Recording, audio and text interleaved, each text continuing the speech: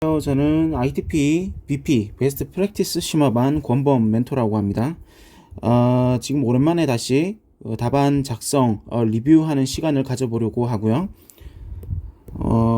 제가 이번에 다룰 내용은 탐삼솜이라고 하는 프레임워크에 대해서 답안 작성해 주신 분들에 대해 피드백을 진행을 해보려고 합니다. 1교시형 문제였고요. 지금 요 프레임워크의 경우에는 아마 기술 평가라던가 제안서 혹은 사업 계획서와 관련된 어떤 자료를 많이 검토하시는 분들이라면 익숙하신 내용이실 거예요. 보통 최근에 벤처 스타트업과 관련해서 국가적으로 많은 투자가 이루어지고 있고, 또 지방 소멸 문제를 극복하기 위해서, 또 지방의 어떤 선순환 생태계를 구성을 하기 위해서 여러 중소벤처 스타트업을 지원하는 사업이 진행이 되고 있거든요. 특히 이런 진행하는 사업과 관련해서 지원금을 제공을 하는 것이 타당한지에 대해 다양한 어떤 계획서나 이제 서면 자료를 통해서 판단을 하게 되는데, 거기서 많이 등장하는 내용들이 바로 이런 프레임워크가 등장한다고 보면 되겠습니다. 자, 그래서 이 프레임워크에 대해서 1교시형으로 답안 작성해 주신 분들 한 4분 정도의 답안지를 보고 어떤 점이 좋은지, 아니면 어떤 점을 개선하면 좋을지에 대해서 진행을 해보도록 하겠습니다. 네, 그러면 첫 번째 답안지 한번 보시죠. 6.2점이네요. 탐삼솜 프레임워크 문일 답 1단락부터 전체 목표 시장. 네, 좋습니다.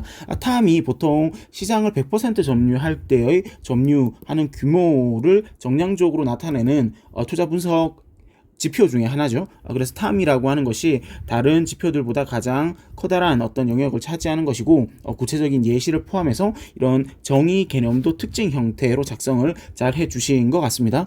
특히 이러한 개념도를 작성을 할 때 물론 시간과의 트레이드 오프는 있지만 최대한 채점자 입장에서 이것을 가장 잘 알고 있다라는 것을 구체적인 사례를 통해서 표시를 해주시는 것이 좋습니다.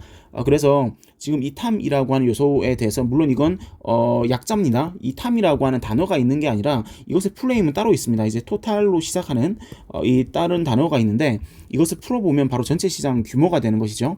그래서 이런 수치적인 요소가 매우 핵심적인 사항입니다. 당연히 요거를 알고 있다면 반드시 이런 표현이 나와야 하는 것이고, 우리가 뭐 구글링을 하든 인터넷에 이 단어를 검색해보면, 이 프레임워크를 검색해보면 다양한 자료가 나오지만 거기서 공통적으로 나오는 게 바로 이런 수치적인 요소를 포함해서 표현이 되어 있다는 것을 이 주제에 대해서 알고 계신 분들이라면 확인을 하실 수 있을 겁니다.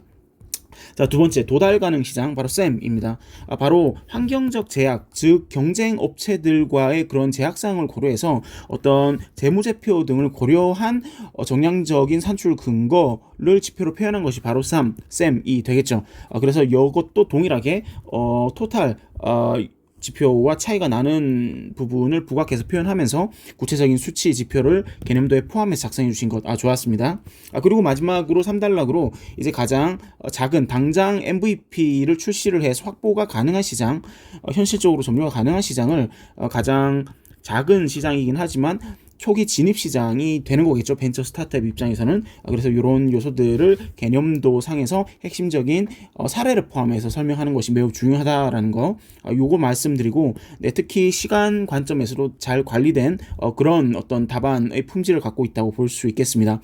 특히 세 가지 A, B, C와 같은 다양한 내용을 물어보는 경우에 답안지도 어쩔 수 없이 이 각각의 설명하는 양을 비중을 동일하게 갖고 가다 보면 양이 많아지게 되는데, 양이 많아지면 시간이 결국은 오래 걸리겠죠.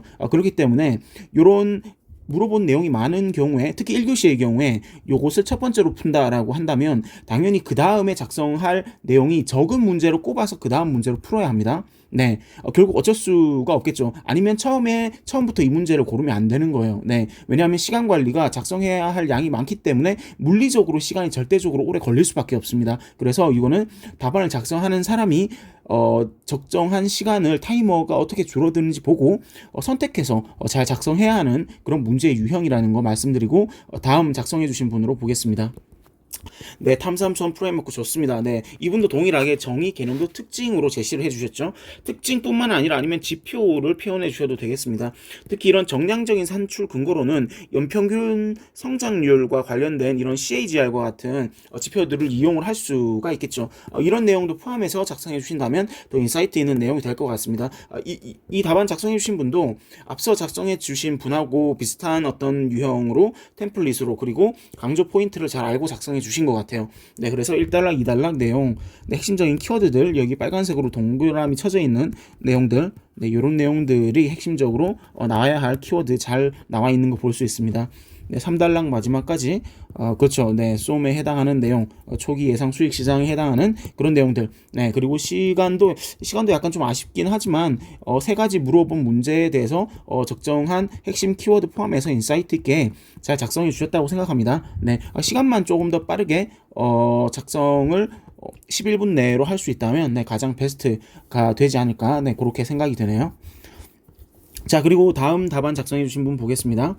네, 탐삼수원 프레임워크인데 이분은 네, 정의를 먼저 이렇게 작성을 해주시고요. 근데 아쉬운 점이 여기 정의를 두 줄 작성해 주시는 1단락은 관계는 없습니다. 지금 제가 보고 있는 거는 여기 구분이라고 끝나는데요. 우리가 문제가 프레임워크에 대한 정의를 물어봤는데 프레임워크의 정의를 이렇게 구분이라고 끝나게 되면 약간 종결어가 약간 애매해요. 네, 그래서 오히려 이런 전체 시장, 유효 시장, 수익 시장을 구분하는 프레임워크니까 프레임워크로 끝내는 게 나쁘지 않다고 생각합니다. 아니면 혹은 분석 기법이라고 하는 투자 분석 기법이라고 할 수 있겠네요.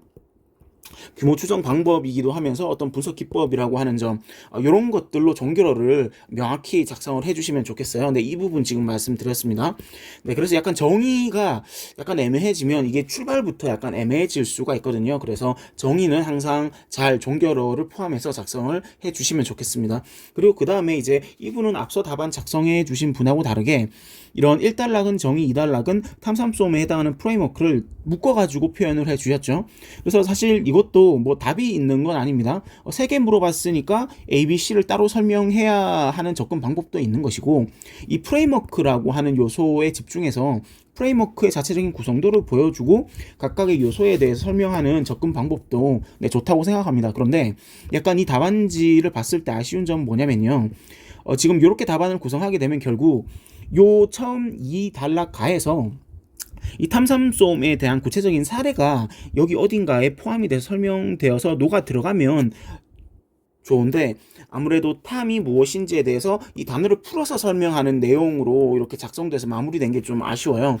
그래서 예를 들어서 탐은 1000억이라던가 이제 쌤은 500억이라던가 이건 한 100억 정도의 규모를 갖는 각각의 시장을 사례를 들어서 설명을 하셨으면 더 좋았을 것 같아요. 물론 3단락에 그 사례를 작성을 해주셨거든요. 근데 이제 요 채점자는 결국은 1단락부터 차례차례 보게 될 거거든요. 근데 이제 여기에 내용이 약간 이 표현이 어떻게 약간 어색할 수도 있는데요. 싱거운 답안지의 느낌을 받게 되는 거예요, 채점자가. 네, 그래서 약간 독특하면서 약간 맛있다라는 답안지의 품질 측면에서 맛있다라는 느낌을 주고 싶으면 지금 여기 있는 내용들, 이런 인사이트 내용들이 이것도 정말 작성을 잘 해주신 내용이거든요. 근데 아쉬운 점은 이게 3단락에 있음으로써 약간 빛이 바래게 되는 약간 그런 느낌의 답안지가 된다는 거죠.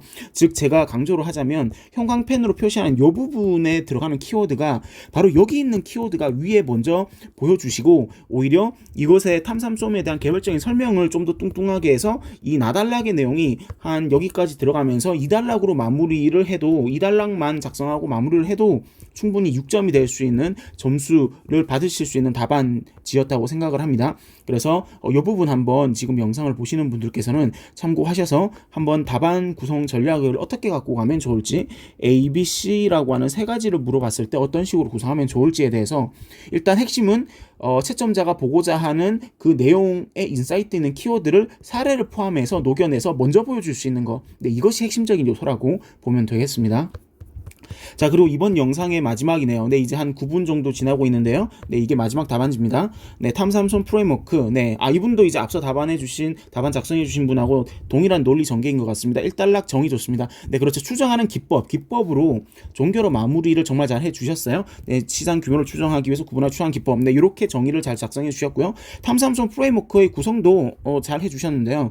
이분도 그 앞서 제가 여기 답안 작성해 주신 분과 마찬가지로 답안지가 싱겁다라는 느낌을 받게 되는 거죠. 그러니까 싱겁다라는 느낌은 이런 수치적인 요소, 정량적인 요소를 포함해서 사례를 기반으로 이 마켓 쉐어가 어떻게 구분되는지 분류를 하는지에 대해서 주시는 게 바로 이 개념도에서부터 먼저 보여주시는 게 중요하다라는 거예요. 그래서 이런 정량적인 요소를 포함해서 작성해 주시고 나달락의 내용을 이것보다 더, 그러니까 지금 이분께서는 한 페이지에 맞춰서 작성을 해 주셨는데요. 이렇게 되면 많이 아쉽습니다. 네, 양적인 부분에서 적어도 본인이 잘 알고 있다면 1.3페이지 정도, 1.3페이지 정도, 즉 여기에 뭐라고 해야 하냐면 이 다음 페이지에 한 4줄에서 5줄 정도 더 작성을 하고 마무리를 하는 것이 한 1교시의 어떤 잘 알고 있는 토픽에 대한 작성량이라고 보면 됩니다. 네, 그래서 약간 양적인 부분이 좀 아쉽고 이러한 사례를 기반으로 하는 내용이 더 많이 나왔으면 네, 좋았을 것 같다. 네, 그 부분 말씀드리면서 지금 영상 보시는 분들께서는 지금 여기 제가 드리는 피드백과 좋았던 점과 개선하면 좋을 점에 대해서 자신만의 어떤 비율을 갖고 가시는 걸 연습해 보시면 좋겠습니다. 네, 영상은 이제 한 10분, 11분 지났는데요. 네, 여기서 영상 마무리하도록 하겠습니다. 네, 이상 권범 B였습니다.